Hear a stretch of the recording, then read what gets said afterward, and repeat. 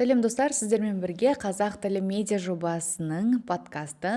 Біз бұл подкаст аясында қазақ тілінің қоғамдағы рөлі, оның маңыздылығы, оның таралуы жайында сөз қозғайтын боламыз. Және бүгінгі біздің қонағымыз қазақ тілінің қоғамдағы дамуына өз үлесін қосып жүрген тұлғаның бірі Залина Алиева.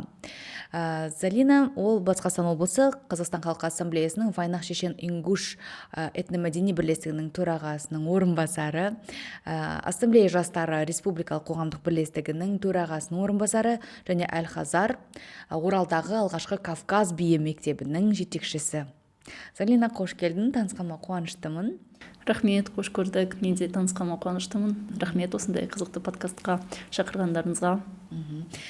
Енді подкастымыз, әңгімеміз қызықты болады деген үміттемін. Алдымен өзің жайлы айтып кетсең. Есімім Залина, жасым 23-те.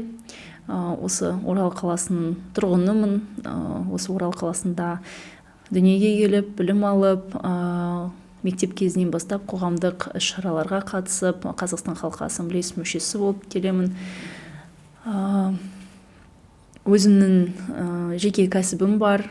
Банағы айтып кеткендей, Әл-Хазар Кавказ би мектебін аштым. Этномәдени бірлестігінің жанынан қоғамдық қызметімді атқарып, шағын сахнадан бастаған өнер жолын осындай үлкен мектепке айналдырдық. Яғни мамандығың хореограф. Негізі бірінші мамандығым педагог, музыкалық білім беру мамандығы, екінші мамандығым режиссер. Түсінікті. Ал жалпы педагогиканы, режиссураны сонымен қатар қоғамдық жұмысқа қашаннан бері араласа бастадың? Биыл 10 жылдан асқан болар. Осы Қазақстан халқы ассамблеясының мүшесі болғаныма 13-14 жасымнан бастап мектеп кезінен осы Қазақстан халқы ассамблеясының мүшесі болып, ұлтым шешен болғанмен осы шешен этномәдени бірлестігінен бастап іс-шараларға қатысып, шағын концерттерге қатысып, арғарай осылай дамып, өсіп, осы қоғамдық жұмысқа үйреніп, арғарай үлкен қоғамдық сұрақтарға, қоғамның проблемаларына да кірісе бастадық. Жастар саясаттары аясында осы жастар ресурстық орталығымен бірге, волонтерлік корпустармен бірге қызмет атқарып, ассамблея жанынан осындай қызметімізді бастадық. Қазақ тілін білу деңгейің енді өте керемет екен. Қазақ мектебінде оқыдың ба? Жоқ, мен орысша оқыдым. Осы қазақ тілінің маған негізі әсері өте көп болды өмірімде. Тұлға ретінде қалыптасуға, осы қоғамдық жұмыста осындай деңгейге жетуге қазақ тілін білу маған өте үлкен үлесін қосты. Жалпы қазақ тілін білу осы қоғамдық жұмыспен бастады. Себебі бір тілді үйрену ол ортаға байланысты. Менің ортам қазақша болды. Осы Қазақстан халқы ассамблеясының іс-шаралары бәрі де қазақ тілінде, орыс тілінде де қатар, қазақ тілінде де, мемлекеттік тілде өткен соң осылай үйрендік. Керемет. Меніңше енді басқа елдерде де солай болар. Жалпы сол ұлттың тілін білу бір привилегия секілді, иә? Егер өзге ұлт өкілі қазақ тілінде сөйлесе, тіпті ол нұр үстіне нұр десем болады, иә, оған плюс 1 балл деген секілді, иә. Қандай қызметте болмасын, сол кісіге басымдық беріледі деген сияқты. Қазақ тілін білуің саған қандай бір оң әсерлерін тигіз жұмыс барысында? Иә, әрине, ол өте үлкен құрмет. Қазақтардың өзі әрдайым осылай комплимент жасап, риза болады біздің қазақша сөйлегенімізге. Бірақ дегенмен мен ойлаймын, ол ондай болмау керек. Себебі біз бұл елдің азаматтарымыз, ол қалыпты жағдай болу керек. Бәріміз де қазақ тілін білу керекпіз. Және де осы елдің азаматы болғанымен, осы елдің дамуына өз үлесімізді қосу, оның тілдің дамуына және насихаттауына бәріміздің парызымыз бұл. Керемет. Жалпы ассамблея жастары неменен алысады? Ассамблея жастары бізде республикалық қоғамдық бірлестік. Әр өңірде филиалымыз бар. 5 жыл болды биыл осы ұйымның қалыптасуына. Біздің өзіміздің бағыттарымыз бар. Бұл ең бірінші бағыт бұл этносаралық қарым-қатынастардың дамуы, еліміздегі бірлігіміз, еліміздегі ынтымағымызды сақтау, әрі қарай дамыту, жастарға қолдау беру, яғни сол жастардың жұмысқа орналасу, жастардың әлеуметтік жобаларға қатысуы, және де осы қазақ тілі де ең бір маңызды рөлдердің бірі біздің ассамблея жастарының. Себебі ассамблея жастарының мүшелері әрқайсысы мемлекеттік тілді меңгерген жастар, өзінің тілін білетін, өзінің салтын ұстанатын, және де қатар осы қазақ тілін үйреніп, қазақ тілін насихаттап, өз үлесін қосып жүрген жастар ұйымы деп айта аламын. Керемет. Енді өзіңнің негізгі кәсібің туралы білгім келді. Маған өте қызық. Кавказ биіне қалай келдің? Өзің режиссер, педагог бола тұра, әлде жастайынан бастап биге қатыстың ба? Мен жас кезімнен бастап, кішкентай кезімнен бастап, гиперактивный бала болып өскенмін негізі. Сондықтан анам мені барлық ұйымдар, қандай ұйым бар, кружок дейді ғой, би болсын, музыкалық мектеп болсын, спорттық бір кружоктар болса, секциялар болса, бәріне беріп, тек мен осы энергиямды бір дұрыс бағытқа жұмсауға. Осылай музыкалық мектепке барып, музыкаға үйреніп, ән айтып, биге де қатыстым, халық биге қатыстым. Енді ұлтым шешем болғанмен әрбір шарада, әрбір концерт болсын, не болсын, осы бізде Залина билейді ғой, өзінің ұлтын биін билесін, өзінің ұлтын билесін деп. Сондай тапсырмалар болды менде. Арғарай енді Қазақстан Халқы Ассамблеясының мүшесі болғанмен, бұл Вайнах этномәдени бірлестігі болғанмен, біз өзіміздің мәдениетімізді, салтымызды көрсету керекпіз. Өзіміздің биімізді, би ол бір мәдениет, бір салт, бір бөлшегі үлкен. Өзім билеп жүріп, солай қасыма бір топ қыздарды жинап, ол топ қыздар енді қасымда билеп, сарафанное радио дейді ғой. Осылай қасымда адамдар жинала басталды. Қызығушылық танытқан. Енді біз сахнаға шығамыз, бізді көреді, ел көреді, қызығады, қасымызға келіп, үйретесіз бе бізді де? Енді жоқ, үйретпейміз, біз тек өзіміз билейміз деп айта алмайсың ғой. Сондықтан осындай бір курс өзі ашылды деп айта аламын. Сұранысқа байланысты ашып тұрсың ғой. Бір топ жиналып, арғарай тағы топ жиналып, солай бір 4 қыз едік басында билеп жүрген. 5 жылдың ішінде үлкен мектеп болып қалыптастық. Қазіргі таңда бізде Орал қаласында 2 филиал, және Ақсай қаласында тағы бір филиал. Бәрін бірге қоссақ 150-ге жуық оқушымыз бар. Ол балалар, жасөспірімдер, үлкен ересектер де бізге келеді. Орал қаласында 7 топ қалыптасты, Ақсайда да. Керемет. Кавказ биінің ерекшелігі неде? Ол әдемі, сөзсіз, ритмда бар, бір рухты музыка десек те болады. Тау халқына тән енді өзінің музыкасы ғой. Жалпы әйел адамдардың билеуі мен ер адамдардың билеуі әрине айырмашылық бар, Оның да бір мәні болар. Себебі енді көрінісін былай көз алдымызға елестетсек, ер адам қозғалысы көптеу болады да, әйел адам белгілі бір аяғының ұшымен тек андай грациозный дейміз ғой, байыпты билеп жүретін секілді. Оның да бір мәні бар ма? Әрине, бұл енді биге келетін болсақ, жалпы әр халықтың биі ол осы халықтың тұрмысын, салтын бейнелейтін сөзсіз, осы сөзсіз түсіндіретін, көрсететін бір мәдениеттің түрі деп айтамыз. Фольклор ғой. Фольклор, әр таулы халықтың өзінің фольклоры бар. Мысалы біз лезгинка дейміз ғой, Кавказ биі дейміз ғой, бірақ оның ішінде өте бағыттары өте көп.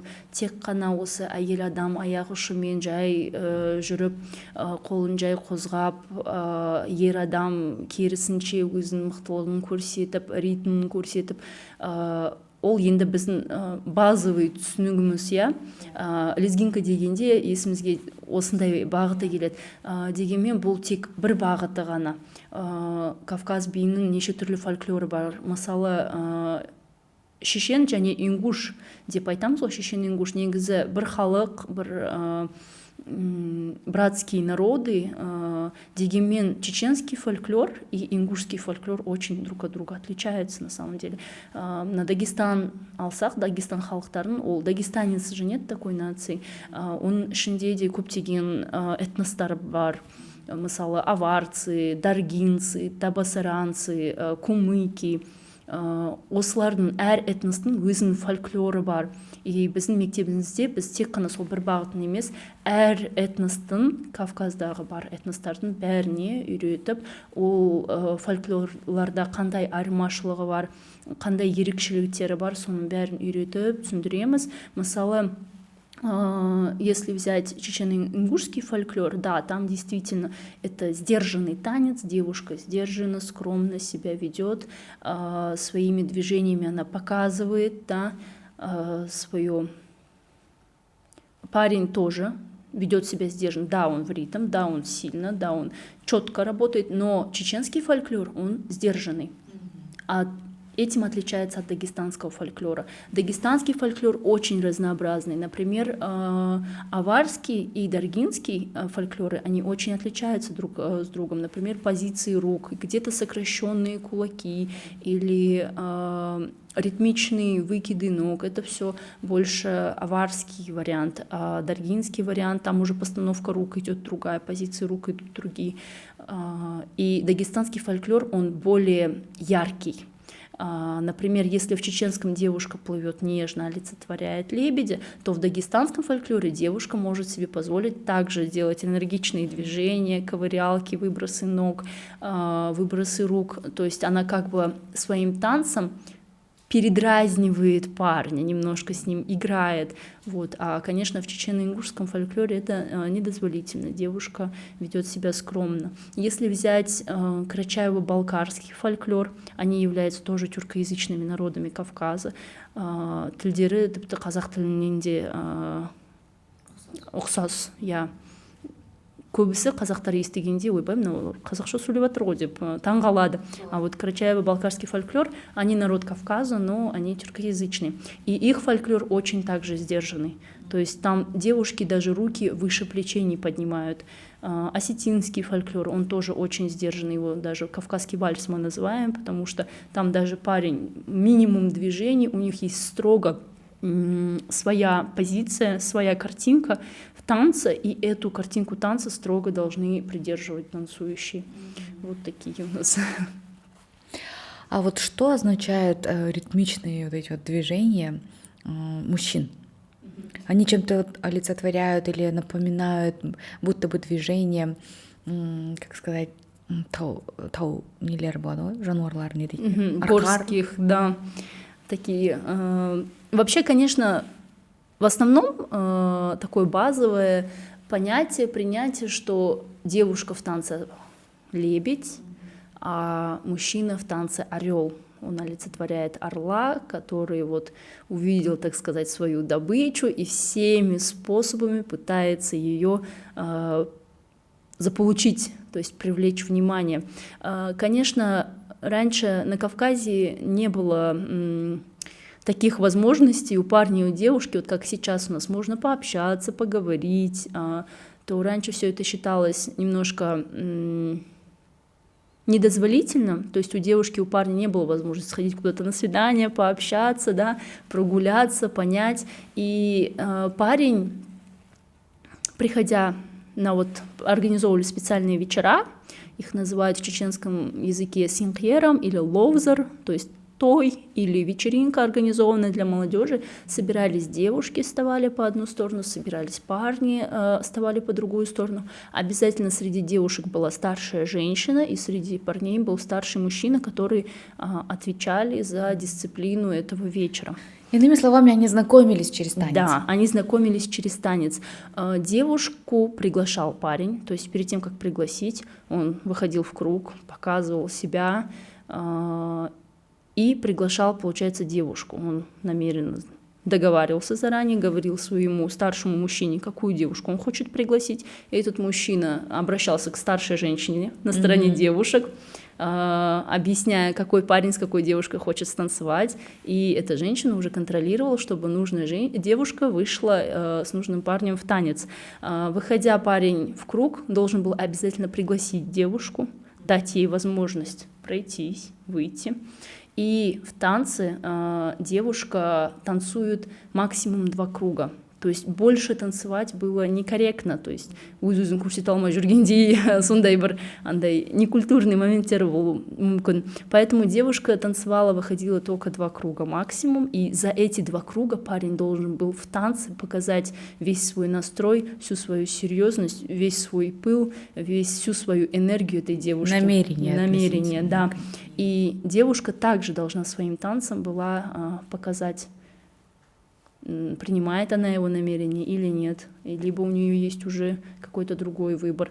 И все это передавалось в танце, все это передавалось в движении, с уважением друг к другу. Если девушка встала в круг, она не имела права отказать в танце. То есть если ее даже несколько парней пригласят на танец, она не имела никому права отказать. Если встала в круг, будь добра станцевать с желающими. Если не хочешь танцевать, вообще тогда не нужно вставать в круг.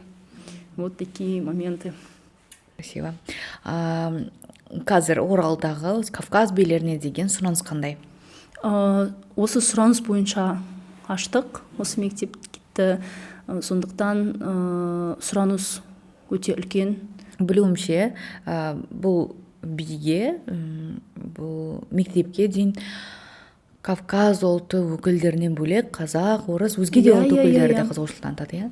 Әрине, біздің оқушылардың көбісі қазақ балдары, қыздары. Себебі Кавказ билері, олар қазір бір тренд тема в ТикТоке, в Инстаграме, все это в тренде. И соған қарап енді іздей бастайды жастар, әсіресе ата-аналар, осы балалардың біздің баламызда барсын, қатысын деп осылай қызығушылықпен өздері тауып, өздері келеді. Жалпы Кавказ биі біздің бір мәдениетімізге енген секілді, бір бөлшегі секілді. Тойларда да қазақ бір әні болып жатады да, ортасында алады да, лезгинканы қосып қалуы мүмкін. Барлығы топырлап сол лезгинканы билейді. Бұл енді қалыпты жағдай. Қазақстандағы этносаралық саясатына байланысты сияқты, осы еліміздегі бірліктің, еліміздегі татулықтың арқасында әр салт осылай бәрімізге ортақ болып қалды. Мысалы, қазақтың биі де, қазақтың тойда қосатын қазақша әндері де біздер сүйсініп тыңдаймыз, мысалы. Орыс тойларында да қазақтың той әндері шыққалады. Лезгинку танцуют, узбекские танцы танцуют, уйгурские танцы танцуют. Мне кажется, это очень классно, когда вот культура народов объединяет всех. Осы мәдениетпен, әнімен, биімен біз бірімізді танимыз. Бұл да бір дипломатияның түрі ғой? Иә, әрине. Бұл өте үлкен әсерін берген деп ойлаймыз. Мысалы, біздің концерттеріміз, шараларымыз өткенде бәрі бірігіп, бәрі бірге ән шырқап, көңіл көтеріп, халықтың бірлігі сондай кездерде кәдімгідей сезіледі. Жалпы өзіңді тіл жанашырымын деп санайсың ба? Негізі осындай іс-шараларға шақырғанда есіме түседі өзге ұлт өкілі екендігім, қазақша сөйлейтін өзге ұлт екендігім. Негізі былай өмірімнің қалыпты бір бөлшегі сияқты қалыптасты. Маған қазақша сөйлеу деген бір ерекшелік деп өз-өзімді санамаймын. Себебі қалыпты жағдай болу керек. Өзімнің ана тілімді қалай білемін, өз ана тілімді қалай көремін, сол бір деңгейде қазақ тілі, себебі мен осы елде жүрмін. Түсінікті.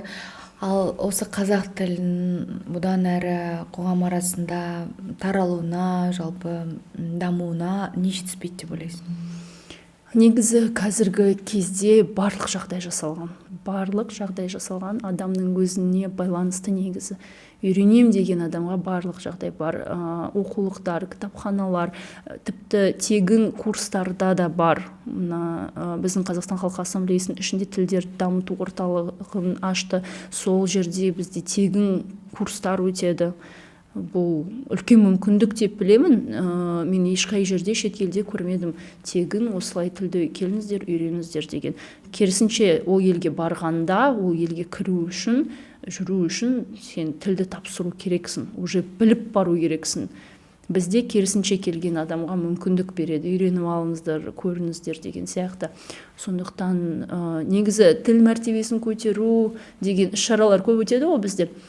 Сонда мен ойлаймын, біз ата-бабадан аманат болып қалған тілдің мәртебесін көтеру біз емес, мәртебесін көтеру керек емес. Ол тілдің мәртебесі өте жоғары, керісінше біз өзіміздің деңгейімізді сол тілге көтеру керекпіз деп ойлаймын. Ол халықтың сана сезімінде әр отбасыдан басталатын нәрсе негізі. Әр отбасыда осы елдің тілі деп басталатын сұрақ. Жалпы жаңа тағы да айтып кеттім ғой, бұған дейін де айттым ғой, қазақ тілі білу деңгейі, біліміңнің деңгейі өте жоғары екен, иә. Жай ғана сөйлеп тұрған жоқсың, ол бір тіл байлығың, бір қалай сөздік қорың өте бай екен, да. Осы қалыпты сақтау үшін сен қандай, бәлкім кітапты көп оқитын шығарсың, жалпы бос уақытыңды қалай өткізесің?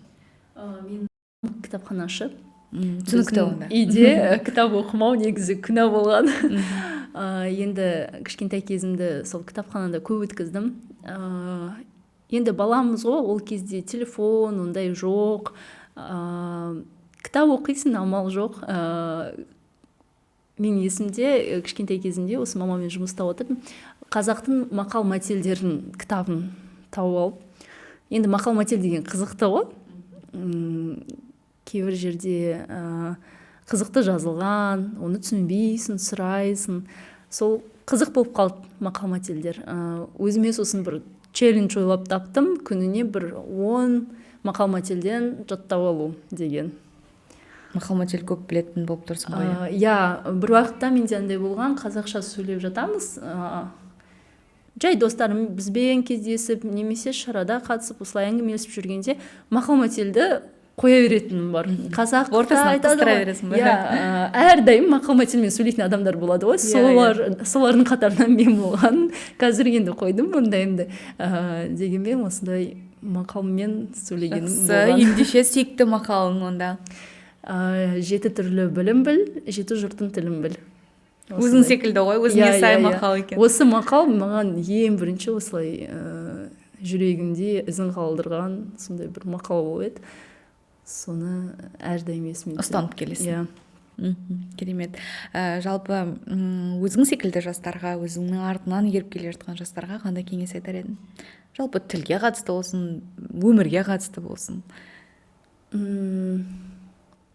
Қазір енді жастар өте жан-жақты, өте не по годам развитый дейді ғой.